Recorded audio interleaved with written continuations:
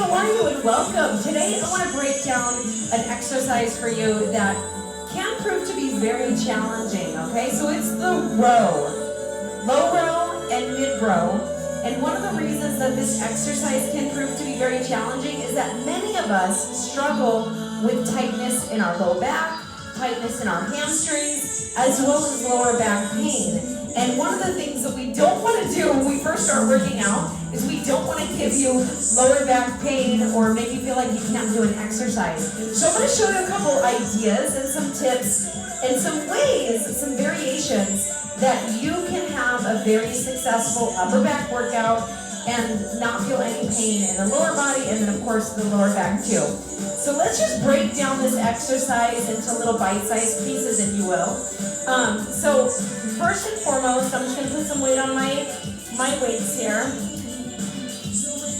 The very first thing that you must do when doing this exercise is you got to roll your shoulders back and down. So we're going to set it up from the top down, from the top of the head down. So these shoulders, when you come forward, this is what you do not want to happen. Notice that my shoulders drop forward. And gravity, of course, is working in that direction. So whenever you set yourself up, what's normal and natural to happen is that this is going to happen. Because the first part of this exercise is actually a hip hinge. So let's break down the hip hinge first. You're going to bend your knees. So I don't want them like super bent, because a lot of people, I'll see them doing their hip hinges like this. That's actually a squat. We're not doing a squat. So you don't have locked legs. The knees are just slightly bent. Shoulders rolled back and down. I always tell my ladies, stick the chest out, okay? So what you want to avoid is arching the lower back though. So, soft knees, pelvis is slightly tucked under, shoulders back and down. You're going to hinge forward, keep your shoulders back. So that weight is going to stay right legs next to your legs, and then stand back up again. I want you to do that again. This is what I don't want to happen. You don't want those arms to pull forward, right? Shoulders back and down. So hip hinge forward, low row, elbows come straight up. That means your weight is coming to your hip bones, not your chest. Do you see that? Weight comes to the hip bones, lower, and stand up. Now if your hamstrings are tight, if your lower back hurts, always do a kickstand. That means one toe back, set yourself up, knees are slightly bent, pelvis is tucked under, abs are drawn in, hinge forward, low row, elbows come up, weights come to the hip bones, lower, and you stand.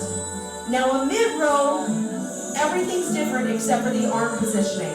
So mid row, your palms are actually going to face the back of the room. Everything else stays the same. Your elbows come out to the side. So that's chest line, lower, stand up. Again, for most people, you're going to need to do this kickstand. Shoulders back and down. Elbows are probably, or palms are probably going to face the back of the room. Shoulders back and down, abs drawn in, soft knees, pelvic tucked under. Tummy stand the whole time. Hinge forward, elbows come out, lower, and stand. I hope that helps you so much. I hope that takes the pressure off your low back.